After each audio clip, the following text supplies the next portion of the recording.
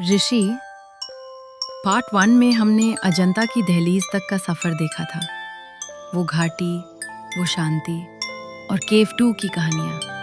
हाँ, और केव 4 का भव्य लेकिन अधूरा सा रूप। पर लगता है अजंता अभी और भी कुछ कहना चाहता है। जैसे हर केव में एक नई कहानी इंतजार कर रही हो। और शायद इस बार हम उन कहानियों को और करीब से महसूस कर पाएंगे।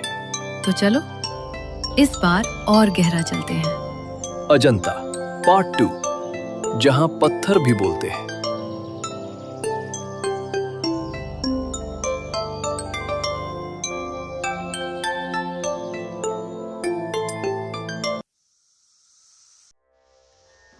केव 9 अजंता की शुरुआती केव्स में से एक है और ये एक प्राचीन चैत्य हॉल है। बाहरी रूप सीधा लगता है, लेकिन इसी दरवाजे के पीछे 2000 साल पुरानी प्रार्थना की गूंज छुपी है। अंदर कदम रखते ही सामने एक स्तूप नजर आता है, जिसके चारों तरफ मॉन्क्स परिक्रमा किया करते थे। ये जगह सामूहिक प्रार्थना और ध्यान के लिए थी। स्ट्रक्चर सरल है, पर यहाँ की स्पिरिचुअल एनर्जी आज भी महसूस होती है।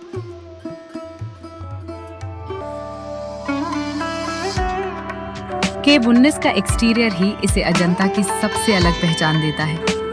इसका भव्य फसाड, सुंदर कार्व्ड पिलर्स और बारीक मूर्ति कला इसे एक जीवित कलाकृति जैसा बना देते हैं। ये अजंता की सबसे सुंदर चैत्य गुफाओं में से एक मानी जाती है।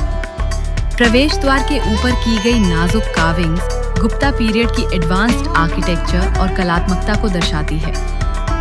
दूर से देखते ही महसूस होता है कि ये गुफा सिर्फ पत्थर नहीं, भक्ति और कला का संगम है।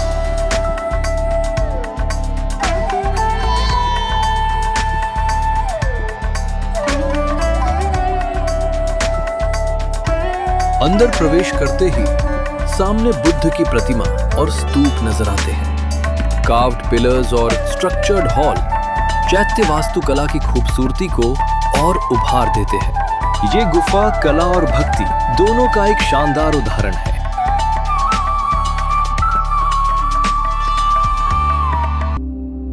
केव 26 अजंता की सबसे भव्य चैत्य गुफाओं में से एक है।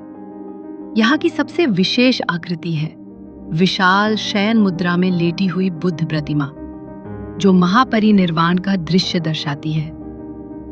इस प्रतिमा को देखते ही एक गहरी शांति और स्थिरता का अनुभव होता है।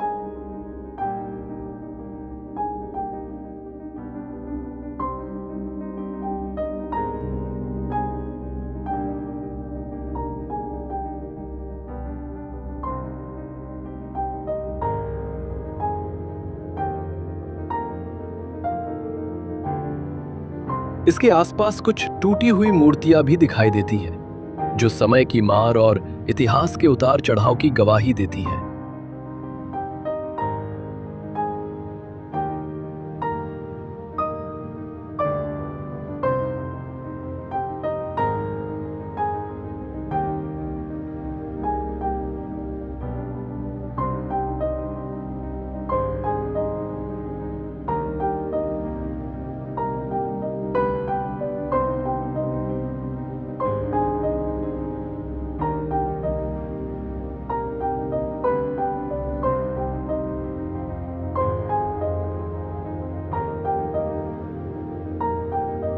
गुफा के स्तंभों पर की गई fine carvings and decorative detailing गुप्तकालीन शिल्पकला की उत्कृष्टता को दर्शाते हैं। हर स्तंभ मानो अपनी अलग कहानी कहता है।